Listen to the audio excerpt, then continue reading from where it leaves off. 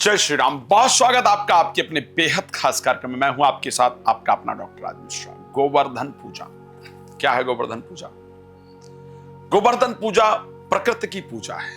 ये वो दिन है जिस दिन गौ की वृद्धि के लिए भगवान कृष्ण ने गोवर्धन पर्वत, एक तो कथा मिलती है बहुत सुंदर भागवत के अंदर दसम स्कंद में, आप सब लोग पढ़ते हैं कि जब भगवान ने उस दिन गोवर्धन भगवान का पूजन कराया, इंद्र की पूजा जो पूरे गोकुल के लोग हैं, वृंदावन के लोग हैं, वो इंद्र की पूजा करते थे और प्रकृति का संरक्षण नहीं करते थे, प्रकृति की पूजा नहीं करते थे। भगवान छोटे से स्वरूप में थे।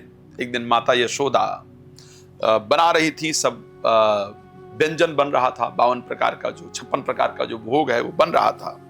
उस 56 प्रकार के भोग को भगवान को लगा कि मैं इन लोगों को मैं प्राप्त हो गया हूं, और तब भी ये लोग मुझे छोड़ करके इंद्र की पूजा करते हैं, मुझे छोड़ करके तंत्र इत्यादि पर विश्वास करते हैं। तो जब मैं मिल गया तो फिर उनको और चीजों की आवश्यकता क्या है? तो ऐसे परिस्थिति के अंतर्गत भगवान ने क्या किया, बालक स्वरूप में जाकर के माता भोजन बना रही थी, बड़ी पवित्रता के साथ भगवान के छोटे से स्वरूप में थे, और गए और वहां से कुछ लेकर के खाने के लिए निकले तो माता यशोदा ने तुरंत डांट कर, नहीं दूर है लाला, नदी का ना मत आना।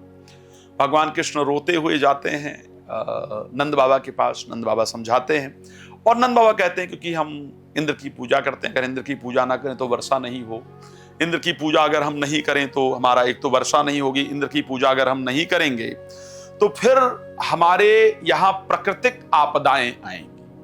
भगवान ने समझाने का प्रयास किया नंद बाबा को कि नहीं, अगर हम इंद्र की पूजा नहीं करेंगे क्योंकि तो भी हमारे यहाँ प्राकृतिक आपदा नहीं आएगी, क्योंकि गोवर्धन भगवान जो हैं वो हमारी सुरक्षा करते हैं, हमारी गाय उनकी तलहटी में चरती हैं, हमें फल फ्रूट इत्यादि प्राप्त होता है, प्रकृति से हमें सब कुछ प्राप्त होता है, हमें प्रकृति की इसका संरक्षण करना चाहिए, प्रकृति की पूजा करनी चाहिए। जनरली हम लोग प्रकृति का संरक्षण सनातन धर्म में कितनी प्राथमिकता के साथ रहा, यहां से जानकारी मिलती है। अब उस दिन क्या हुआ कि गोवर्धन भगवान की पूजा की गई। फिर सब लोग, वो आप कथा जानते हैं कि वो भजन भी आते, श्री गोवर्धन महाराज तेरे माथे मुकुट विराज रहे, तो पे पान चढ़े, तो पे फूल चढ़े, तो पे चढ़े फूल का हार, तेरे माथे मुकुट चढ़े दूध की धार, तेरे माथे मुकुट विराज रहे। ऐसा भजन भी आप लोग बहुत फेमस है, आप जानते हैं भागवत कथाओं में हमेशा मैं इस विषय का चर्चा करता रहता हूँ, इस विषय की बात करता रहता हूँ। तो जब गोवर्धन भगवान की साथ ये परिस्थिति हुई तो फिर इंद्र ने बहुत वर्षा वर्षा किया। भगवान ने 7 कोस का जो लंबा गोवर्धन है उसको अपनी छोटी उंगली पर उठा लिया, धारण कर लिया, और भगवान ने उसकी सुरक्षा की सभी लोगों की। आप लोग जानते हैं कथा है। लेकिन दूसरी कथा क्या है? गोवर्धन, गौवर्धन के लिए इस दिन गौओं की पूजा करनी चाहिए। ठीक है, ये नियम है, ये ध्यान रखिए। ऐसा बाकायदा निर्णय सिंधु के अंतर्गत मिलता है। कार्तिक शुक्ल प्रतिपदा को गो क्रीड़ा भगवान ने किया था। वैसे इस दिन रात्रि में दैत्यराज बलि के पूजन का भी विधान शास्त्र के अंतर्गत मिलता है।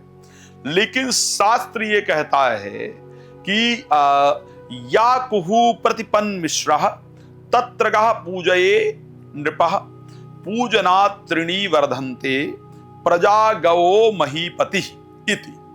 इस दिन पूजन करने से गौ की वृद्धि होती है, परिवार की वृद्धि होती है, धन की वृद्धि होती है। तो गोवर्धन पूजन हम लोग बार बार अन्नकूट गोवर्धन बनाते हैं, भगवान की पूजा करते हैं, लेकिन उसके साथ इस दिन हमको गौ को कुछ न कुछ भोजन जरूर कराना चाहिए, गौ की सेवा जरूर करनी चाहिए।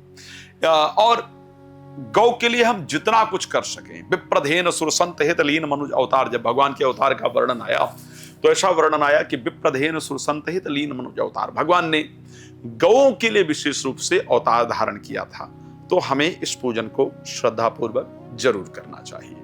अब एक बहुत महत्वपूर्ण विषय, मुझे एक दिन मैं बता रहा हूं, ये सच्ची घटना है।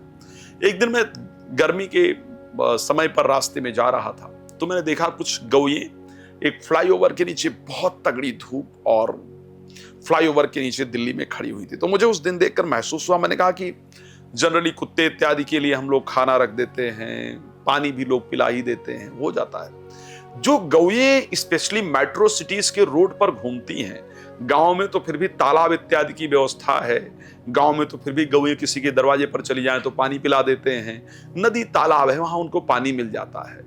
लेकिन दिल्ली इत्यादि के क्षेत्रों में गौओं को, मेट्रो सिटीज में आखिर गाय को पानी कहां प्राप्त होता है? बहुत सारे धार्मिक लोग हैं जो पिलाते हैं, लेकिन जनरली गौएं घूमती रहती हैं।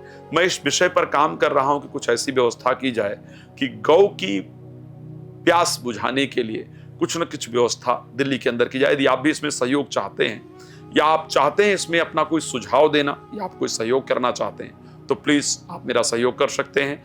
हम सभी लोग 22 तारीख को गोवर्धन भगवान की पूजा करें, मनाएं, भगवान कृष्ण की आराधना करें। ये मेरी आप सभी के लिए राय है। और उसके साथ भाई दूज जो यम द्वितीया है उसको 23 तारीख को मनाया जाए। धन्यवाद आपका। जय श्री राम।